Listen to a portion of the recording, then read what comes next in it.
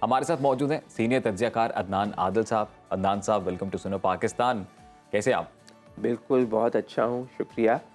अदनान साहब, पीटीआई समेत जो दीगर हारने वाली जमातें हैं उनकी जानिब से धांधली का शोर मचाया जा रहा है, मैंडेट चोरी करने का इल्ज़ाम लगाया जा रहा है, तो वो एहतजाज करने वाली जो सियासी जमातें हैं वो कानूनी फ़ोरम क्यों इस्तेमाल नहीं कर रही? नहीं, मेरा ख्याल है कर रही हैं। पीटीआई के कोर कमेटी के रुकन हैं, वकील हैं अबू ज़र नियाज़ी साहब जी। उनका कहना है कि 75 उज़रदारियाँ जो हैं पिटीशंस दाखिल कर चुके हैं कौमी असम्बली के हलकों में, सिर्फ कौमी असम्बली के हलकों में, और 8 जो है रिकाउंटिंग वगैरह के लिए और दूसरी वायलेशंस की। तो कानूनी रास्ता भी इख्तियार कर रहे हैं, प्रोटेस्ट भी कर रहे हैं, पॉलिटिकली भी, टीवी शोज़ में भी कर रहे हैं, सोशल मीडिया पे भी कर रहे हैं, और जो जो उनको फोरम अवेलेबल है, यही तरीका होता है सियासत में। तो शोर शराबा चलता रहेगा और बाज़ औक़ात ये पटिशन्स जो हैं 2-2 साल 5-5 साल तक लटकी रहती हैं। आपको पता है 2 ट्रिब्यूनल बने हैं, 400 से ज़्यादा पटिशन्स हैं पंजाब में। तो आप बताएं वो फैसला तो शायद 10 साल में भी ना हो। ऐसे ही होता है कि असम्बलियों की मुद्दत पूरी हो जाती है और वो फैसले बाज़ औक़ात नहीं होते। तो अदनान साहब, क्या ठोस शवाहिद इतने हैं इन जमातों के पास जिस पे कोई जल्द रिलीफ मिलता नजर आएगा? देखिए, असूली तौर पे तो जल्द रिलीफ होना चाहिए, 1 महीने 3 महीने में फ़ैसला हो जाए ज़्यादा से ज़्यादा, लेकिन हमारा सिस्टम ऐसा है कि वो उसमें ऐसा नहीं होता।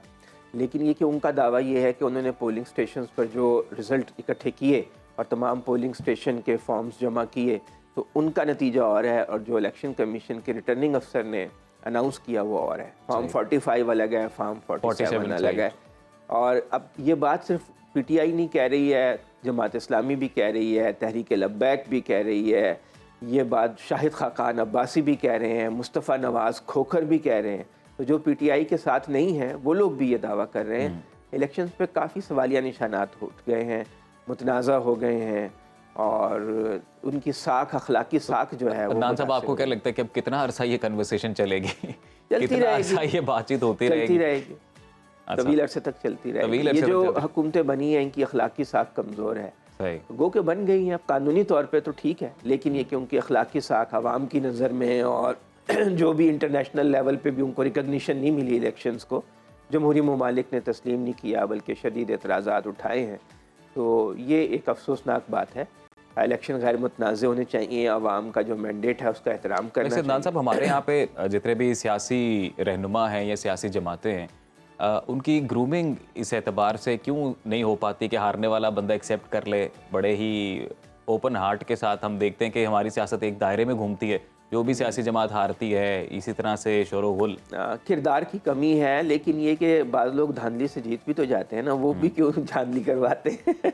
अब देखें, साद रफ़ीक हार गए थे, इज़्ज़तदार आदमी है, बिल्कुल उन्होंने फ़ौरन अच्छा तस्लीम कर लिया, उनकी इज़्ज़त में इजाफा हुआ और अगली बार उनको इसका फ़ायदा भी होगा, क्योंकि सियासतदान तो हारते जीतते रहते हैं। नवाबजादा रसूलुल्लाह खान बहुत बड़ी शख्सियत थे, कई दफ़ा इलेक्शन हार जाते थे क्योंकि वो अपने हल्के में ज़्यादा मुतहर्रिक नहीं होते थे। हल्के की सियासत में सिर्फ कौमी सियासतदान होना ज़रूरी नहीं होता, हल्के के लोगों से रब्ता रखना भी ज़रूरी होता है। तो हार जीत तो एक हिस्सा है, मगर हमारे यहाँ जो है हर कीमत पे लोग इक़्तिदार चाहते हैं, और फिर ये चाहते हैं कि इक़्तिदार में आकर मुखालिफ को तुन दो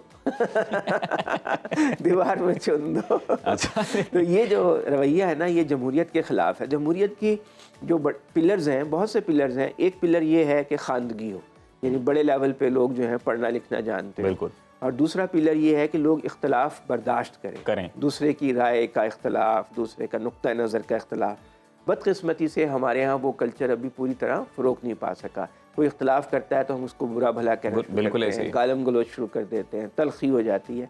जबकि मेरी एक राय हो सकती है, आपकी दूसरी राय हो सकती है, उसको बर्दाश्त करना ही, और यही तो जमहूरियत है। यही जमहूरियत है। अच्छा अदनान साहब, अब सदर पाकिस्तान की जानिब से जो कौमी असम्बली का इजलास है वो नहीं बुलाया जा रहा है, मखसूस नशिस्तों का जब तक फैसला नहीं होता है। आप किस तरह देखते हैं इस फैसले को? जी, मेरे नज़दीक ये बात तो बड़ी ज़्यादती है कि एक पार्टी है, उसको 25-24 सीटें मिलनी है मखसूस, तो आप उसको दें। आज इजलास हो रहा है लेकिन उसको डिले कर रहे हैं, और ख़दशा ये है, वो चाहते हैं कि सेनेट का जो इलेक्शन हो, नए आधे सेनेटर रिटायर हो रहे हैं ना, 48 सेनेटर रिटायर हो रहे हैं, तो वो चाहते हैं कि सेनेट के इलेक्शन में उनको डिसएडवांटेज हो, ताकि जब उनके अरकान कम होंगे तो उनके सेनेटर भी कम मुंतखब होंगे। सेनेटर का इलेक्शन जो है वो सूबाई वोटों से होता है, या कौमी असम्बली, इस्लामाबाद का सेनेटर कौमी असम्बली के अरकान से होता है। तो ان کی سیٹیں کم کرنے کے لیے سنی اتحاد کونسل عرف پی ٹی آئی یا پی ٹی آئی عرف سنی اتحاد کونسل تو ان کے ارکان کم ہو جائیں سینٹ میں، ان کا الیکشن میں ڈس ایڈوانٹیج ہو. اور پھر یہ کہ صدر کا الیکشن ہونا ہے، جو صدر کا الیکشن ہونا ہے اس میں بھی ان کے ووٹ کم ہو جائیں گے جب ان کے ارکان کی تعداد کم ہوگی. تو اس لیے خدشہ یہ ہے کہ اس لیے ڈیلے کر رہے ہیں ان کو مخصوص سیٹوں کی ایلوکیشن، جو کہ اچھی بات نہیں ہے. اگر آپ نے اس ملک میں آئین ہے، جمہوریت ہے، تو ان کو سیٹیں ایلوکیٹ ہو جانی چاہیے. تو صدر نے اس کے اوپر ایک اصولی موقف اختیار کیا ہے. اب وہ کہہ رہے ہیں ساکھدار صاحب کہ اگر وہ نہیں بلاتے تو 29 فروری کو اسپیکر بلا لے گا. تو بہرحال صدر تو کہہ سکتے ہیں کہ میں نے یہ کام نہیں کیا، اب ہو گیا تو میں کیا کر سکتا ہوں. تو ابھی الیکشن کمیشن آف پاکستان کا اجلاس بھی ہونے جا رہا ہے یہ مخصوص نشستوں والے معاملے کے اوپر، تو ریلیف ملتا نظر آ رہا ہے؟ دیکھیے ڈیپینڈز، بعض لوگوں کا خیال ہے کہ اس کا فیصلہ کہیں اور ہوگا.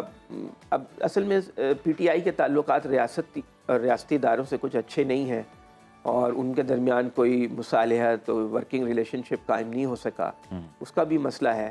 لیکن یہ کہ اصولی طور پہ تو ان کو نشستیں مل جانی چاہیے تاکہ سسٹم آگے بڑھے، سمودلی آگے بڑھے. تلخی بہت ہے اس وقت، ٹینشن بہت ہے سسٹم میں، اور وہ ملک کے لیے اچھی نہیں ہے. اس وقت ٹینشن جس لیول پہ ہے، تلخی جس لیول پہ ہے، محاذرائی، کشیدگی، اس سے پورا سسٹم مفلوج ہوا ہوا ایک طرح سے.